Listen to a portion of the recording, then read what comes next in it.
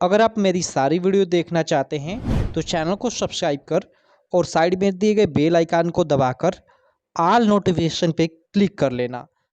Hey guys, कैसे हो आप लोग। बहुत बहुत स्वागत है आपका super fast classes YouTube channel पे। दोस्तों, अभी ये आप जो स्क्रीन पे देख रहे हो ये ऑफिशियली यूपी बोर्ड के द्वारा जारी क्लास 10th का बोर्ड परीक्षा 2023 के लिए मॉडल पेपर है। जी हाँ मेरे दोस्त, हिंदी का। इस वीडियो में हम लोग इसका पूरा का पूरा सॉल्यूशन करेंगे। जी हाँ मेरे दोस्त, मात्र एक वीडियो में ये पूरा का पूरा मॉडल पेपर हम लोग सॉल्व करेंगे। अगले हो सकता है 30 से 40 मिनट में हम लोग इसको पूरा का पूरा सॉल्व कर लें। इस वीडियो को आप लोग को अंत तक देखना बेहद जरूरी है, क्योंकि देखो आप लोग का सबसे पहले मैं आपको बताना चाहूंगा, आप जानते भी होंगे कि यूपी बोर्ड का जो बोर्ड परीक्षा है उसके लिए क्लास 10 का पेपर पैटर्न बदल चुका है, जिसमें शुरू में 20 मार्क के ऑब्जेक्टिव आएंगे। जो भी आपका रस, छंद, अलंकार, उपसर्ग, प्रत्यय, संधि, समास था, उन सबको हटाकर अब आप लोग का उनसे ऑब्जेक्टिव क्वेश्चन बनाएगा 20 मार्क का। ठीक है, तो कैसे होंगे सारे के सारे, इसमें आप लोग को पैटर्न भी मालूम चल जाएगा और बाकी इसको सॉल्व भी हम लोग कर लेते हैं, क्योंकि ये बोर्ड के द्वारा जारी मॉडल पेपर है। तो इसमें से बहुत सारे क्वेश्चन जो आप लोग का मेन बोर्ड एग्जाम होगा उसमें भी फंसेंगे। और देखो, जो 20 मार्क के शुरू में ऑब्जेक्टिव क्वेश्चन होंगे उनका आंसर आपको ओएमआर शीट पे देना होगा। ठीक है, बाकी मैं ओएमआर शीट कैसे भरा जाता है या बोर्ड की ओएमआर शीट कैसी होगी मैंने आपको बता रखा है। तो इस वीडियो को देखने के बाद आप चैनल पर जाकर वो वीडियो देख सकते हैं। और वीडियो के मैं अंत में ये भी बता दूंगा कि आपको ये मॉडल पेपर डाउनलोड कैसे करना है। यही नहीं, आप अगर किसी भी Hindi, English, math, science, social science किसी भी सब्जेक्ट का डाउनलोड करना चाहते हैं तो आप डाउनलोड कर सकते हैं। वो मैं वीडियो के अंत में आपको बता दूंगा। तो चलो इसको हम लोग सॉल्व करते हैं, ज्यादा मतलब बातें ना करते हुए। देखो, सबसे पहले आप लोग का शुरू में आप लोग का 20 मार्क का ऑब्जेक्टिव मिलेगा, तो यहाँ से चलो हम लोग इनको सॉल्व करते हैं। सबसे पहला प्रश्न आप लोग देख सकते हो स्क्रीन पे कि बाबू गुलाब राय किस युग के लेखक है। ऑप्शन है कि भारतीय युग, द्विवेदी युग, शुक्ल युग या शुक्लोत्तर युग। सही ऑप्शन है इसका सेकंड कि द्विवेदी युग। बाबू गुलाब राय द्विवेदी युग के लेखक है। अगर द्विवेदी युग की समय सीमा हम लोग देखें, क्योंकि कई बार एग्जाम में समय सीमा भी पूछ देता है, तो अगर हम लोग द्विवेदी युग की समय सीमा देखें तो लगभग 1900 से 1922 ईस्वी तक मानी जाती है। ठीक है, ये द्विवेदी युग की समय सीमा है। देखिए, कई जगह देखेंगे तो आपको 2-4 वर्षों का डिफरेंस मिल जाएगा, लेकिन उससे कोई दिक्कत नहीं। तो ये द्विवेदी युग की समय सीमा है, इससे भी आप लोग याद रखिएगा। ठीक है, और बाबू गुलाब राय किस युग के लेखक है? तो द्विवेदी युग के। सिंपल। चलो अगला क्वेश्चन देख लेते हैं भाई साहब। अगला क्वेश्चन आप स्क्रीन पे देख सकते हो। सेकंड की चिंतामणि किस विधा की रचना है? ओके, जो आप लोग का फर्स्ट ही चैप्टर है आचार्य रामचंद्र शुक्ल जी का। ठीक है, उसी में उनकी ही ये जो रचना है चिंतामणि है। ठीक है, किनकी रचना? आचार्य रामचंद्र शुक्ल जी की। क्लास 10th यूपी बोर्ड का जो फर्स्ट चैप्टर है आप लोगों ने पढ़ा होगा, वो किनका है? वो है आचार्य रामचंद्र शुक्ल जी का। शायद मित्रता है ना, मित्रता।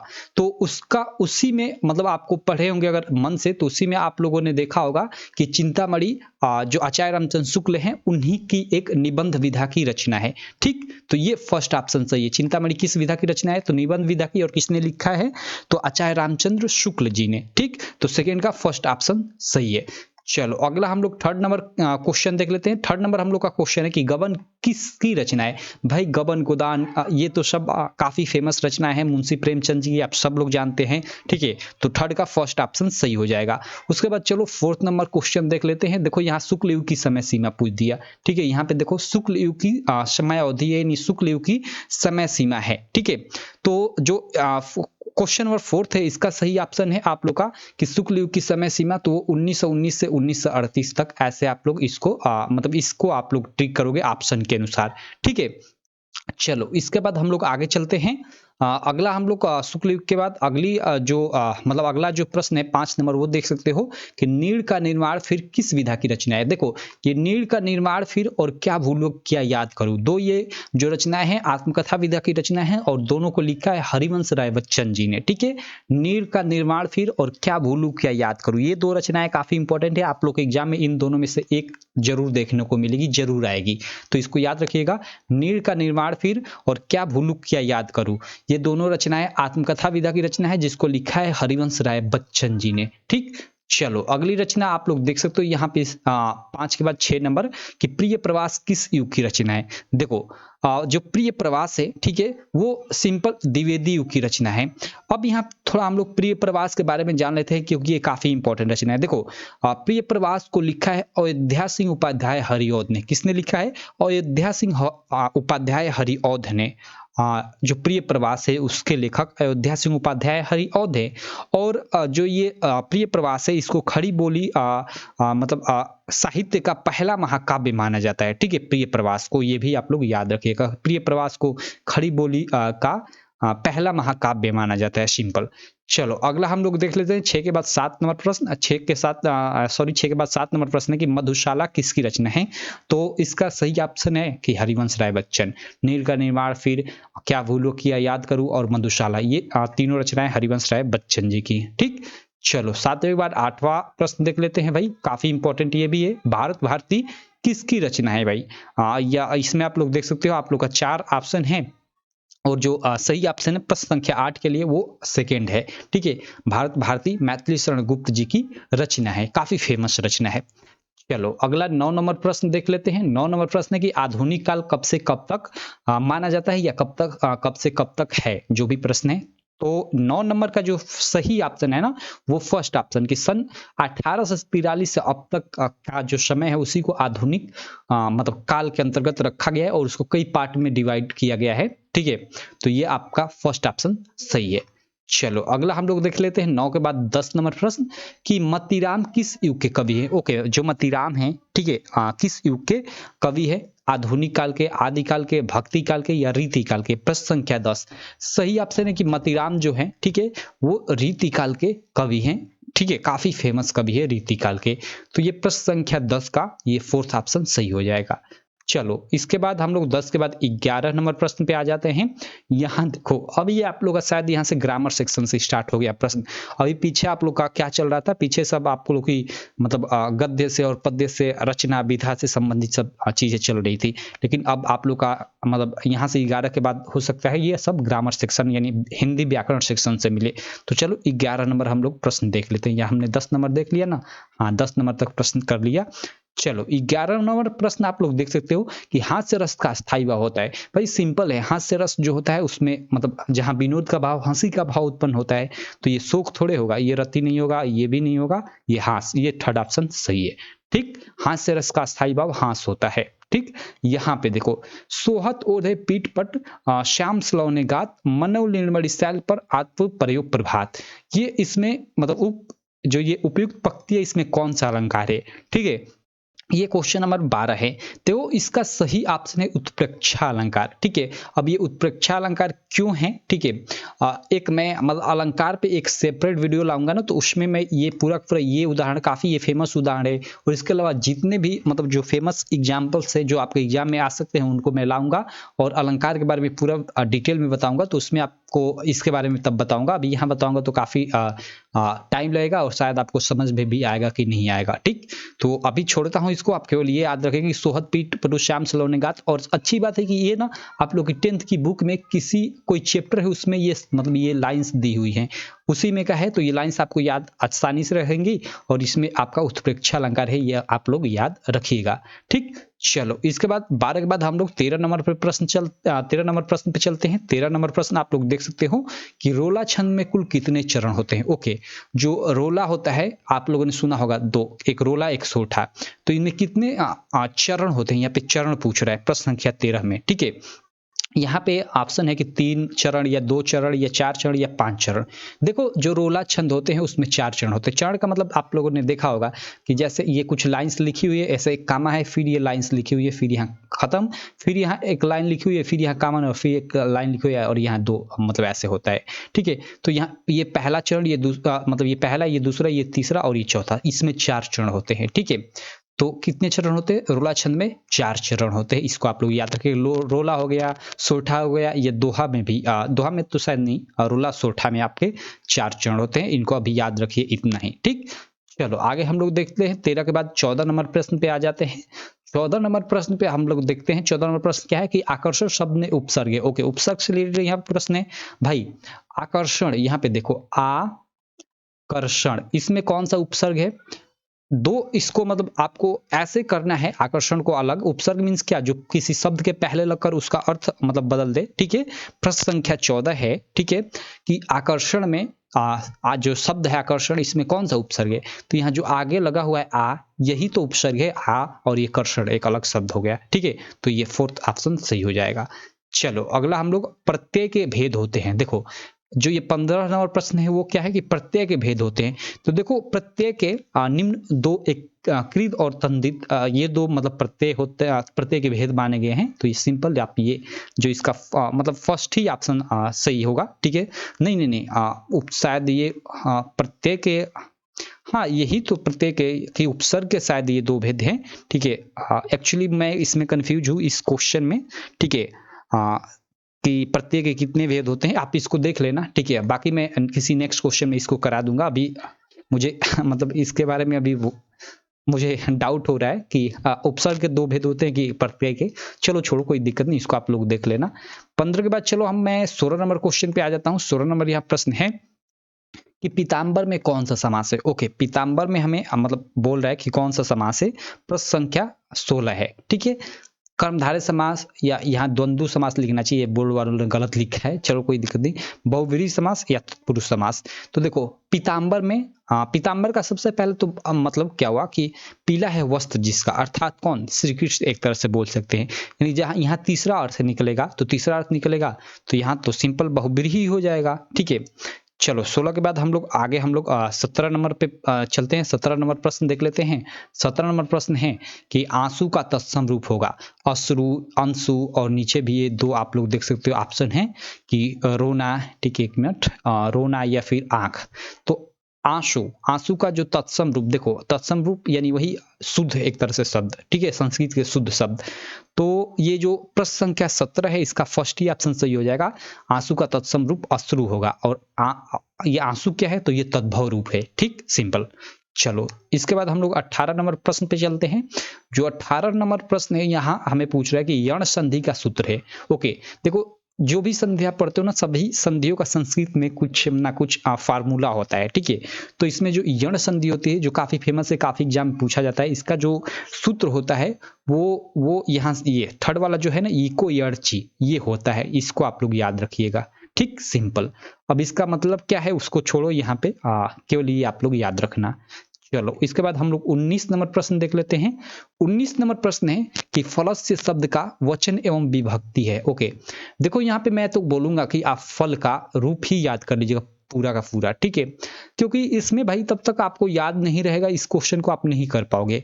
तो फल का आप लोग रूप याद कर लीजिएगा, क्योंकि ये रूप मतलब आपके एग्जाम में आएगा ही आएगा। ठीक है, तो आप एक फल का याद कर लीजिएगा। एक दो मैं आपको बताता रहूंगा जो चीज़ है, आप वो याद करते रहिएगा। और आप एक पठ धातु का पूरा पठ धातु में आप लोग जानते हो कि 5 टाइप होते हैं, तो पांचों टाइप को याद कर लीजिएगा, क्योंकि इन दोनों 19 और 20 नंबर को आप तभी कर पाओगे जब आपको याद रहे।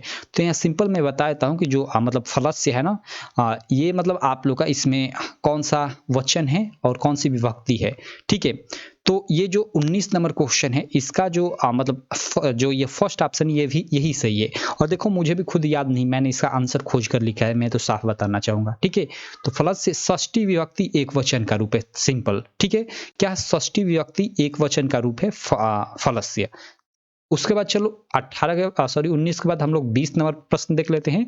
20 नंबर में देखो ये तो मुझे एक्चुअली याद है, इसमें कोई दिक्कत नहीं, ये वाला रूप याद नहीं है लेकिन ये वाला याद है कि अपठत धातु का वचन एवं पुरुष है। ठीक है, तो अपठत देखो यहाँ अ आ गया ना, सिंपल, इससे आप एक तरह से याद रख सकते हो कि ये भूतकाल वाला है। ठीक है, मतलब धातु रूप में ये भूतकाल वाला है, क्योंकि भूतकाल वाले में ही ये आगे मतलब लगा होता है। और भूतकाल को हम लोग क्या बोलते हैं, लड लकार बोलते हैं। क्या बोलते हैं हम लोग, लड लकार। ठीक है, तो ये लड लकार का रूप है अपठत, लेकिन इसमें हमें वचन और पुरुष पूछ रहा है कि कौन सा वचन है। ठीक है, तो उसमें आप पढ़ोगे तो अपठत अपठताम अपठन शुरू में ही आएगा, पहले मतलब पहला ही।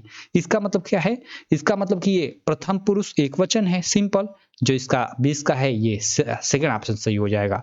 तो इस प्रकार देखो हमने कितना 20 ऑब्जेक्टिव प्रश्न कर लिया। ठीक है, चलो इसके बाद हम लोग के जो ये नीचे सब्जेक्टिव टाइप के प्रश्न होते हैं, देखो इन 20 प्रश्नों का आंसर आपको ओएमआर शीट पे देना होगा, यानी इसका आंसर नहीं लिखना होगा। जैसे इसका सेकंड ऑप्शन है ना, तो आपको ओएमआर शीट में दिया रहेगा कि सेकंड के आगे यहाँ पे तो 4 गोले दिए रहेंगे, चारों गोलों में से सेकंड सही, तो सेकंड को ऐसे रंगना होगा उसको। ठीक है, तो इसका 20 मतलब ये जो भी 20 प्रश्न है इनका आंसर आपको ओएमआर शीट पे देना होगा। और इसके बाद ये नीचे जो अब प्रश्न आएंगे इनका आंसर आपको बोर्ड परीक्षा की नॉर्मल जो कॉपियाँ होती है उस तरह ही कॉपी मिलेगी, उस पर आपको लिखना होगा। तो चलो इनको देख लेते हैं। ये इसमें ये 50 मार्क के ये रहेंगे, तो 70 मार्क हो जाएगा और 30 मार्क का स्कूल लेवल पे प्रैक्टिकल, यानी आप लोग का 100 मार्क का पूरा पेपर हो जाएगा। ठीक, चलो यहाँ पे देखना थोड़ा हमें क्या दिया है, वर्णात्मक प्रश्न खंड ब के अंतर्गत, और फर्स्ट प्रश्न दिया है कि निम्नलिखित गद्यांश पर आधारित 3 प्रश्नों के उत्तर दीजिए, और 3 गुणे 2 लिखा है, यानी प्रत्येक प्रश्न मतलब 2-2 मार्क का है। तीनों प्रश्नों का सही से उत्तर देने पे 6 मार्क आपको मिलेगा। और ये जो प्रश्न होगा ना, ये गद्यांश होगा, आप लोग का जो गद्य वाला पार्ट है उसी के किसी लेसन से होगा। और इसमें सही मतलब ये चीज है कि इसमें देखो ये भी दिया, यहाँ दिया है एक और एक नीचे दिया है। 1 मिनट, यहाँ पे मैं नीचे आ जाता हूँ। यहाँ पे देखो अथवा दिया है, यहाँ पे अथवा दिया है और एक यहाँ पे गद्यांश दिया है, यानी आप ऊपर वाला करो या नीचे वाला करो, दोनों में से कोई एक आपको करना है। तो यहाँ पे काफी मतलब ये अच्छी चीज होती है कि मान लो एक नहीं आ रहा है तो आप एक कर लो। ठीक, जैसे यहाँ पे ये गद्यांश देखो, ये गद्यांश दिया है, ठीक है। यहाँ पे देख सकते हो कि यह कोई बात नहीं कि एक स्वभाव और रुचि के लोगों में ही मित्रता हो सकती है। इसका मतलब यहाँ से साफ पता चल रहा है यहाँ से कि ये मित्रता वाले चैप्टर से लिया गया, मित्रता वाले चैप्टर का गद्यांश है। ठीक है, तो यहाँ से आप पहचान गए कि किस चैप्टर का ये गद्यांश है। तो इसका सिंपल यहाँ से उपयुक्त गद्यांश का संदर्भ लिखना है, तो संदर्भ आप आसानी से लिख सकते हो कि प्रस्तुत गद्यांश हमारी पाठ्य पुस्तक हिंदी के मित्रता नामक पाठ से लिया गया है, और जिसके लेखक आचार्य रामचंद्र शुक्ल जी हैं। भाई आप लोग का फर्स्ट चैप्टर है गद्य पाठ में मित्रता, जिसके लेखक आचार्य रामचंद्र शुक्ल जी है। तो सिंपल उसका आप लोग लिख दोगे कि प्रस्तुत गद्यांश हमारी पाठ्य पुस्तक हिंदी के मित्रता नामक पाठ से लिया गया है, जिसके लेखक आचार्य रामचंद्र शुक्ल जी हैं। तो ऐसे आप लोग इस गद्यांश का संदर्भ लिख दोगे, और गद्यांश में जो ये रेखांकित अंश है इसकी आपको व्याख्या करनी है। देखो अब व्याख्या मैं इस वीडियो में नहीं बताऊंगा, व्याख्या आप इसका करते रहना, नहीं तो काफ़ी टाइम लगेगा। बाकी मैं एक बार पूरे मतलब जो बोर्ड परीक्षा की कॉपी है ना, उस पर पूरा मैं लिख कर लाऊंगा, तो उसमें व्याख्या क्या सब बता दूंगा एकदम डिटेल में। अभी के लिए मैं आपको बता दिया कि आप लोग का ये जो फर्स्ट चैप्टर है मित्रता, उसी का ये गद्यांश है। बाकी आप लोग ये प्रश्न करते रहना जो ये नीचे सब दिया हुआ है। ये मॉडल पेपर आपको कहाँ से मिलेगा अभी मैं आपको बता दूंगा वीडियो के अंत में। ठीक, चलो उसके बाद देखो यहाँ पे हम लोग का आ जाता है अथवा वाला। चलो इस अथवा वाला को भी हम लोग कर लेते हैं, क्योंकि आपके एग्जाम में कौन आएगा हमें तो ये भरोसा नहीं, लेकिन आपको अपने एग्जाम में एक ही करना है। लेकिन चलो यहाँ हम लोग इसको भी देख लेते हैं। हे भगवान, तब के लिए विपद के लिए इतना आयोजन, परम पिता की इच्छा के विरुद्ध इतना साहस, पिताजी क्या भीख न मिलेगी? क्या कोई हिंदू भूपृष्ठ पर न बचा रह जाएगा? तो देखो यहाँ से मुझे पढ़ने से ये साफ साफ मालूम चल जा रहा है, क्योंकि इस गद्यांश को मैं कई बार पढ़ा हूँ, लेकिन ये गद्यांश थोड़ा मतलब थोड़ा टफ है। ऊपर वाला जो गद्यांश है वो काफ़ी मतलब अच्छा था, हल्का था, ये वाला सबके लिए। तो आप लोग अगर एग्जाम में ये दोनों आते हैं तो आप ये ऊपर वाला करना, ठीक है। ये वाला थोड़ा टफ हो जाता है, लेकिन चलो इसको मैं बता देता हूँ कि ये आपके किस चैप्टर से है। देखो ये जो है ना, ये अथवा ये मतलब आपका जो सेकंड ही चैप्टर है ममता, जिसको लिखा है जयशंकर प्रसाद जी ने, उसी का ये गद्यांश है। लेकिन पकड़ में ये जल्द नहीं आएगा आपके, ठीक है। तो अगर पकड़ में ये नहीं आता है तो मान लो इसको आप मत करो, ऊपर वाला कर लो, सिंपल, ठीक है। चलो इसके बाद देखो आप लोग का जैसे गद्यांश में दो आपको गद्य मतलब गद्य दिया था, गद्य उसी प्रकार आप लोग को पद्यांश में से जो पद्यांश यानी जो मतलब कवि वाले पार्ट में से, उसमें से आप लोग को 2 पद्य देगा। देखो यहाँ एक दिया है और मैं यहाँ नीचे आपको दिखा देता हूँ। देखो यहाँ अथवा कर नीचे एक दिया है, और इन दोनों में से आप कि तो ऊपर वाला कीजिए कि तो ये नीचे वाला कीजिए, दोनों में से कोई एक करना होता है। चलो इन दोनों को मैं बता देता हूँ कि ये किस चैप्टर से आपके हैं। देखो ये फर्स्ट क्या है कि चरण कमल वंदौ हरि राय, जाकी कृपा पंगु गिरी, यहीं से पता चल जाता है ये, ठीक है। ये सेकंड वाला ये आप लोग का ना मतलब जो सूरदास आपका मतलब है ना, सूरदास जी, उन्हीं का एक मतलब चैप्टर है पद, ठीक है। सूरदास के पद उसी का ये है, ठीक है। तो इसका मैंने बता दिया सिंपल, इसका जो भी यहाँ पूछा है इसका आंसर देखते रहिएगा। मैंने आपको बता दिया पहले ही कि इसका मैं एक सेपरेट वीडियो लाऊंगा जिसमें आपको पूरा लिख कर भी दिखाऊंगा। तो यहाँ मैंने केवल बता दिया कि कहाँ से है, उसके बाद आप इसको सॉल्व करते रहना, ठीक। उसके बाद यहाँ अगर इसको मैं देखूँ ये तो सुनी सुंदर बहन सुधारन साने, शयानी है जानकी जानी भली, तिरछे करी नैन तिन्हे। देखो ये आप लोग का ना, ये आप लोग का जो मैं आपको बताना चाहूँगा, ये सूरदास का मतलब जो सूरदास वाला है ना चैप्टर, सॉरी सूरदास बोल रहा हूँ, माफ करना, तुलसीदास वाला, ठीक है। तुलसीदास, इनके 2 सिलेबल हैं आप लोग, तुलसीदास के 2 सिलेबल है, एक है वन पथ पर, एक वन पथ पर, और एक है आप लोग का धनुष भंग, ठीक है। तो उसी में का शायद ये वनपथ वाला में आ गया है, ये गद्यांश जो है वनपथ वाले में क्या है, तो इसको आप लोग देख लेना, ठीक है। चलो हम लोग आगे चलते हैं। आगे आप लोग का देखो थर्ड प्रश्न जो होगा, ठीक है, जो सब्जेक्टिव टाइप के प्रश्न होंगे जिनका आंसर आपको कॉपी में लिखना होगा, उसमें क्या होगा कि देखो इसमें आप लोगों को फिर यहाँ 2 संस्कृत गद्यांश दिए होंगे, ठीक है। देखो ये एक मतलब यहाँ देखो, एक ये ऊपर दिया है, एक ये नीचे दिया और बीच में अथवा मतलब ये ऊपर वाला कीजिए या नीचे वाला कीजिए। और ये आप लोग का हिंदी में, हिंदी के पीछे आप लोग देखना संस्कृत के भी कुछ लेसन है उन्हीं से, ऐसा नहीं कि संस्कृत की बुक से पार्टिकुलर नहीं, हिंदी वाली ही बुक में पीछे संस्कृत के कुछ पार्ट होते हैं जिनको संस्कृत परिचायिका बोलते हैं, या कितने लोग हिंदी का संस्कृत भी बोलते हैं, तो उसमें से ये होगा, ठीक। और इसका आपको क्या लिखना रहेगा, संदर्भ लिखना रहेगा और इसका हिंदी में अनुवाद करना रहेगा। और संदर्भ लिखने का 2 मार्क, हिंदी में इसका अनुवाद करने का 3 मार्क, यानी 5 मार्क यहाँ से आपको मिलेगा। अगर इसका हम लोग पढ़ते हैं तो ऐसा नगरी भारतीय संस्कृति संस्कृत भाषा या केंद्र स्थलीय, यहाँ से सिंपल ये पता चलता है कि यहाँ ये वाराणसी वाले चैप्टर से ये वाला है ये गद्यांश। और ये निश्चित है कि लगभग 100% मान लो कि ये किसी न किसी पेपर में, ये मतलब पेपर कोड आप जानते हो कि कई प्रकार का आप लोग का 5-6 प्रकार का पेपर होता है, जैसे हिंदी का ही पेपर हुआ तो 5-6 प्रकार का पेपर आता है अलग अलग जिलों में, तो किसी न किसी पेपर में ये गद्यांश जो संस्कृत वाले ये गद्यांश है निश्चित है आएगा, ठीक है। तो इसको आप लोग तैयार कर लेना, ये आप लोग का जो वाराणसी वाला चैप्टर है उससे है, ठीक है। तो इसको आप लोग तैयार कर लेना, इसका हिंदी अर्थ तैयार कर लेना। और संदर्भ, भाई इसका तो संदर्भ लिखने में आप लोग को लेखक का नाम नहीं लिखना होता है, सिंपल लिखा जाता है कि प्रस्तुत संस्कृत गद्यांश हमारी पाठ्य पुस्तक हिंदी के संस्कृत परिचायिका के वाराणसी पाठ से लिया गया है, सिंपल ऐसे ही, ठीक। तो ये आप लोग का वाराणसी से है। और नीचे वाला देखो, यहाँ नीचे वाला अगर हम लोग देखें तो ये अथवा वाला जो है इसको भी हम लोग सॉल्व कर लेते हैं, लेकिन आपको एग्जाम में इसको सॉल्व नहीं करना, मतलब ऊपर वाले कर लिए तो नीचे वाले को सॉल्व नहीं करना है, एक ही करना है। ये क्या है, मानव जीवन से संस्क्रमण संस्कृति, यहाँ पे संस्कृति की बात कर रहा है। और आप लोगों ने एक यहाँ पे अगर अंत तक आओगे तो यहाँ भी आपको यहाँ एक हिंट मिल जाएगा, अस्माकम संस्कृति, मतलब बार बार संस्कृति की बात कराई ये। तो ये आप लोग संस्कृत वाला चैप्टर पढ़ोगे ना, मतलब हिंदी वाली संस्कृत, तो उसमें एक चैप्टर है भारतीय संस्कृति, क्या है, भारतीय संस्कृति, ठीक है, उसी का ये गद्यांश है, ठीक। तो आप लोग सिंपल इसका संदर्भ लिख लोगे और जो भी इसका हिंदी में अर्थ हो हिंदी में अर्थ लिख देना, आपको 2 + 3 यानी 5 मार्क मिल जाएगा। तो आप ऊपर वाला करो या नीचे वाला करो, आपका मन, दोनों में से कोई एक करना है। और सेम उसी प्रकार ये जो चौथा प्रश्न रहेगा, ठीक है, ये जो चौथा प्रश्न रहेगा, ये ऊपर हम लोग के 2 गद्यांश थे, इसमें 2 श्लोक रहेंगे। देखो यहाँ एक ये श्लोक, एक ये श्लोक अथवा बीच में है, आप ये वाला कीजिए या ये वाला कीजिए, आपका मन। और इसमें भी क्या करना है, संदर्भ लिखना है और हिंदी में अनुवाद करना है इस श्लोक का, ठीक है।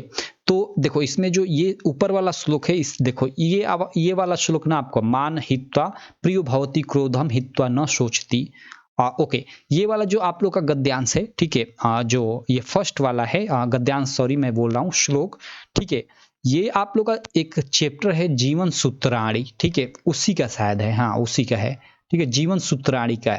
और ये तो सर्वे भवन्तु सुखिनः, सब आप जानते होंगे कि सर्वे ये आप लोग का सर्वे भवन्तु सुखिनः सर्वे सन्तु निरामया सर्वे भद्राणि पश्यन्तु मा कश्चित् दुःख भाग भवेत्, ये आप लोग का भारतीय जो संस्कृति है उसी का, मतलब अभी हमने यहाँ पे देखा गद्यांश, उसी में ये श्लोक दिया हुआ है। तो आप लोग इसका संदर्भ लिख देना कि प्रस्तुत श्लोक हमारी पाठ्य पुस्तक हिंदी के भारतीय संस्कृति पाठ से लिया गया है, सिंपल।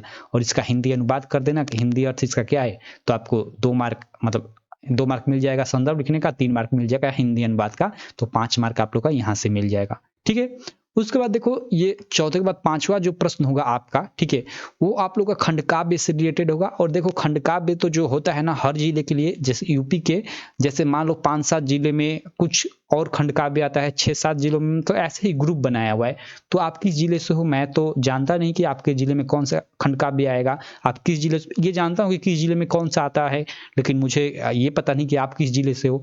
तो आप देख लेना, आप जिस भी जिले से हो अपने टीचर से पूछ लेना, ठीक है, और वो खंडकाव्य तैयार कर लेना, ये 3 मार्क का होता है। सिंपल आप अपनी बुक में या कहीं भी खंडकाव्य दिया हुआ है किसी क्वेश्चन बैंक में, तो खंडकाव्य पढ़ लीजिएगा और कहानी जैसे एग्जाम में आए तो लिख दीजिएगा, आपको 3 मार्क मिल जाएगा, ठीक।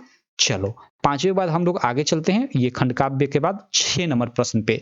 यहाँ पे देखो 6 नंबर में काफी इंपॉर्टेंट चीज है, जो 6 नंबर प्रश्न होगा इसमें 2 प्रश्न होंगे, क और ख, ठीक है। क में क्या होगा कि लेखकों का जीवन परिचय होगा, मतलब जितने भी आपके मतलब गद्य पाठ से हैं उन गद्य पाठ से 3 लेखकों का नाम दे देगा, इसमें से किसी एक का आपको जीवन परिचय लिखना होगा और उसकी मतलब उनकी एक प्रमुख रचना का, यानी उसकी जिसका भी आप जीवन परिचय लिख रहे हो उसकी एक प्रमुख रचना का नाम लिखना होगा। 3 मार्क जीवन परिचय लिखने का और 2 मार्क प्रमुख रचना, मतलब उनकी एक प्रमुख रचना का नाम लिखने का, यानी 5 मार्क मिलेगा। पहले क्या होता था कि ये केवल 3 मार्क में आता था, 2 मार्क आप लोगों को मिलता था जीवन परिचय का और 1 मार्क मिलता था उसकी किसी एक रचना का नाम लिखने का, लेकिन यहाँ मतलब बोनस आपको मार्क मिल रहा है। और उसी प्रकार इसमें का जो ख प्रश्न होगा वो क्या होगा, वो उसमें मतलब जैसे ये गद्य पाठ से था तो ये पद्य पाठ से, यानी कवियों का जीवन परिचय होगा। ठीक है, इसमें से 3 ऑप्शन दिया है तो इसमें से जिसका भी मन आपको आ रहा है आप लिख दो उनका जीवन परिचय और एक रचना का नाम लिख दो, आपको 5 नंबर यहां से भी मिल जाएगा। तो सिंपल ऐसा ये रहेगा 6वां का क और ख प्रश्न। उसके बाद चलो 7वां प्रश्न देख लेते हैं। देखो 7वां प्रश्न आप लोग यहाँ पे देखो, जो 7वां प्रश्न है ना, वो आपको अपनी पाठ्य पुस्तक से कंठस्थ किया, यानी वही याद किया हुआ कोई श्लोक लिखना है, और जो इस प्रश्न पत्र में ना आया। अभी हमने ऊपर जो 2 श्लोक देखा जिसमें आपको संदर्भ और हिंदी अनुवाद करना था, अगर आपके एग्जाम में आया तो ऐसा नहीं कि उन्हीं को आप यहाँ इसके जगह पे उतार दो, ऐसा नहीं, कोई अलग आपको श्लोक लिखना पड़ेगा, क्योंकि यहाँ प्रश्न पत्र में जो ना आया हो उसको लिखना है। तो देखो श्लोक 3 श्लोक मैंने बता रखा है, काफी मतलब आसान। आप चैनल पे जाओगे, प्लेलिस्ट में जाओगे तो वहां पे मिल जाएंगे, आप याद कर लेना। ठीक है, आसानी से वो श्लोक आपके याद हो जाएंगे। मान लो उन्हीं में से 2 आपका फंस जाता है, मतलब अभी ऊपर जो मैंने आपको बताया संदर्भ हिंदी अनुवाद में, तो 1 तो बचेगा, तो इसीलिए आपको 3 श्लोक याद करना ही पड़ेगा। उसके बाद देखो यहाँ पे आपको 7वें के बाद 8वां प्रश्न जो होगा वो मतलब संस्कृत से ही होगा, हिंदी संस्कृत से ही कुछ प्रश्न दिया रहेगा, 4 प्रश्न दिया रहेगा, उसमें 2 प्रश्नों का उत्तर देना होगा और दोनों का 2-2 मार्क होगा, यानी यहाँ से आपको 4 मार्क मिल जाएगा। जैसे यहाँ पे आप फर्स्ट प्रश्न देख सकते हो, सेकंड देख सकते हो, ये सब। तो आपके ये जो संस्कृत है ना पीछे वाली हिंदी की, उसी में कि ये प्रश्न है, आप संस्कृत के लेसन आसानी से मतलब पढ़े होंगे तो आसानी से इनका आंसर दे लेंगे, काफी आसान ये प्रश्न होते हैं। और अंत में आप लोग का देखो काफी इंपॉर्टेंट चीज है, आप लोग का अंत में ये आपका निबंध से रहेगा प्रश्न, और निबंध देखो इस बार आप लोग का जो है ना वो 6 मार्क में नहीं 9 मार्क में पूछेगा। पिछले साल या उससे पहले 6 मार्क में निबंध पूछा करता था, लेकिन इस बार इसका मार्क बढ़ाकर 9 नंबर कर दिया है। और इसमें भी आपके कई ऑप्शन रहेंगे, इनमें से किसी एक टॉपिक पे निबंध लिखना रहेगा, और इसमें आप लोग देख सकते हो आप लोग का कई सारा ये टॉपिक है। इस देखो मैं एक काफी इंपॉर्टेंट टॉपिक है, ठीक है, पर्यावरण समस्या तथा समाधान, उस पर भी मैं निबंध लिखवा चुका हूँ। ठीक है, वो शायद अपने सेकंड चैनल पे नीलेश एकेडमी क्लास 10th कर चैनल है, उस पर लिखवा रखा है, तो आप उस पर विजिट कर देख सकते हो। बाकी इस तरह से हमने पूरा का पूरा ये पेपर मतलब जो भी है सॉल्व कर लिया। आपका ये बोर्ड के द्वारा जारी मॉडल पेपर था। अब इसको आपको डाउनलोड कैसे करना है, चलो उसको भी मैं आपको बता देता हूँ कि इसको आपको डाउनलोड कैसे करना है। ओके, देखो मैं आपको यहाँ बता देता हूँ कि आपको मॉडल पेपर डाउनलोड कैसे करना है यूपी बोर्ड का, सारे सब्जेक्ट का। देखो इसके लिए आपको सबसे पहले अपने फ़ोन में गूगल ओपन कर लेना है, और यहाँ गूगल पे आने के बाद आपको टाइप करना है गूगल में www.news news UP board BOARD देखो .com। देखो यहाँ पे मैंने टाइप क्या किया, यहाँ पे देख लो, यही एकदम सेम आपको टाइप करना है। क्या? www.news न्यूज यूपी यू और पी यूपी BOARD board.com, और इसको सर्च कर देना है। ठीक है, देखो जब इसको सर्च करोगे तो ये एक वेबसाइट खुलेगी, ये ऑफिशियली ये मेरी ही वेबसाइट है। ठीक है, इस पे आओगे ना तो यहाँ पे आपको देखो, यहाँ पे मैंने एक पोस्ट डाला हुआ है, आप लोग देख सकते हो, यूपी बोर्ड मॉडल पेपर 2023 कैसे डाउनलोड करें, यूपी बोर्ड 2023 का मॉडल पेपर। ठीक है, एक्चुअली यहाँ पे अब आओगे तो शायद आपको मतलब बाद में, अगर बहुत बाद में ये वीडियो देख रहे होगे तो आपको यहाँ पे ये पोस्ट ना दिखाई दे, तो इसके लिए आप यहाँ पे सर्च भी कर सकते हो आकर। यहाँ पे अगर आपको ये पोस्ट दिखाई दे रही है तो इस पर क्लिक कर आप यहाँ से डाउनलोड कर सकते हो, या फिर यहाँ से आप यहाँ पे मतलब यहाँ पे देखो ये सर्च करने वाला है ना, इस पर क्लिक कर आप लिखोगे कि यूपी बोर्ड मॉडल पेपर। देखो यूपी बोर्ड मैं लिख देता हूँ model paper MODEL model PAPER 2023 simple 2023 ऐसे लिखकर और आप लोग सर्च करोगे। देखो अभी सर्च हो रहा है। ठीक है, तो देखो ये पोस्ट आ जाएगी। ठीक है, तो यहाँ आपको इस पोस्ट पे आपको क्लिक कर देना है, और क्लिक करने के बाद देखो ये पूरा का पूरा खुल जाएगा। यहाँ पूरा का पूरा ये आर्टिकल भी लिखा हुआ है, आप पढ़ भी सकते हो। तो यहाँ पे आने के बाद देखो यहाँ पे एक डाउनलोड लिंक है, इस डाउनलोड लिंक पे क्लिक करोगे। ठीक है, तो लिंक क्लिक करने के बाद यहाँ पूरा का पूरा आपको चार्ट मतलब ओपन हो जाएगा, और ये यूपी बोर्ड की ऑफिशियल वेबसाइट से भी आप जाकर डाउनलोड कर सकते हो, लेकिन यहाँ मतलब वहाँ थोड़ा कॉम्प्लिकेटेड हो जाता है। तो यहाँ देखो आप क्लास 10th का सारे सब्जेक्ट का, अभी केवल क्लास 10th का आया हुआ है, तो यहाँ पे क्लास 10th का दिखा रहा है। अदर अगर मतलब क्लास क्लास का भी आ जाते हैं तो आप सबका मतलब दिखाने लगेगा। तो यहाँ पे क्लास 10 का देखो, यहाँ सब्जेक्ट वाइज जैसे ये हिंदी है, इसी में आप कहीं खोजोगे तो मैथ भी मिल जाएगा, साइंस मिल जाएगा, सारे सब्जेक्ट मिल जाएंगे। और यहाँ डाउनलोड पे क्लिक करने के बाद जैसे ये हिंदी है, हिंदी के आगे यहाँ पे डाउनलोड पे क्लिक करोगे तो आप लोग का ये मतलब मैंने पहले से डाउनलोड कर रखा है तो डाउनलोड अगेन दिखा रहा है। ओके, ये डाउनलोड हो गया। डाउनलोड होने के बाद ये ओपन बोल रहा है कि कैसे ओपन आप करना चाहते हो। चलो मैं किसी से भी ओपन कर लेता हूँ। और यहाँ पे देखो ये आपका यहाँ से ये देखो पूरा पूरा ये मॉडल पेपर आपका डाउनलोड हो गया। तो ऐसे आपको डाउनलोड कर लेना है, सिंपल। तो चलो इस वीडियो में इतना ही हम लोग रहने देते हैं। मिलता हूँ आपसे नेक्स्ट वीडियो में, तब तक के लिए थैंक यू।